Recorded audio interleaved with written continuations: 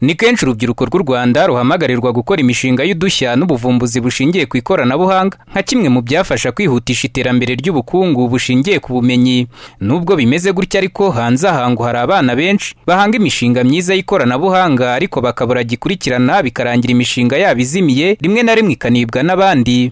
Ibi byatumye urugaga rw'abikorera mu ikoranabuhanga Rwanda ICT Chamber ku bufatanye n'urugaga nkuru rwo mu Budage BTMI bashyiraho umushinga wo gufasha abana bafite imishinga y'udushya n'ubuvumbuzi bushingiye ku ikoranabuhanga n'abandi basanzwe bafite impano mu ikoranabuhanga. Ni igikorwa kiba buri mwaka uhereye muri 2019, aho kuri iyi nshuro imishinga 30 ijyanye n'ikoranabuhanga na engineering izaterwa inkunga. Igikorwa cyo kuyitoranya ngo kikazagera mu turere twose tw'igihugu. Chris Dushime ni umuyobozi muri Rwanda ICT Chamber. Muri pilot project twakoze nuko ibikorwa byinshi bya ICT biherereye muri Kigali, kandi niba dushaka ko u Rwanda ruba ICT hub ku mugabane wa Afurika, nta n'umwe ugomba gusigara inyuma.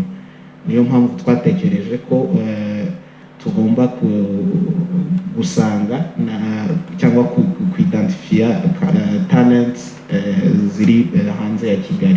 Amashuri yigisha ibijyanye n'ikoranabuhanga agaragaza ko urwego rw'abikorera mu Rwanda rutarakomera ku buryo rwajya rutera inkunga abanyeshuri bafite imishinga myiza y'ikoranabuhanga isubiza ibibazo by'abaturage. Bityo amashuri agasanga leta ikwiye gushyira imbaraga mu gukorana n'abafatanyabikorwa mpuzamahanga bafite amikoro ahagije, bagafasha bene aba bana bafite imishinga myiza yagira uruhare mu iterambere ry'igihugu. Dr James Gashumba, umuyobozi wa Rwanda Polytechnic, niwe ukomeza.